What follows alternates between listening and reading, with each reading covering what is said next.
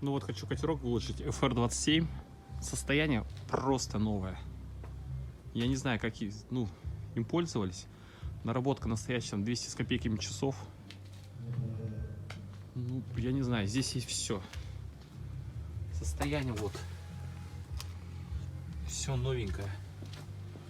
По приватничку. Идеальный. Навигация, Коден, Фуруна, холоты, музыка Бассе. Мотор вот обслужили еще там месяц назад. Ну, таких лодок, мне кажется, в России даже нету. В таком состоянии и в такой комплектации. Все современное стоит. Вся навигация. Лебедки. Ну, есть вот для рыбака вообще просто все.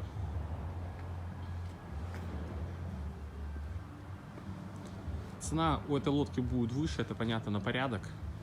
Стоимость, ну, за счет такой маленькой наработки и состояния новой лодки 1 650 000 рублей в Владивостоке со всеми расходами. Кто скажет, может быть, это чуть дороговато, ну, она стоит того.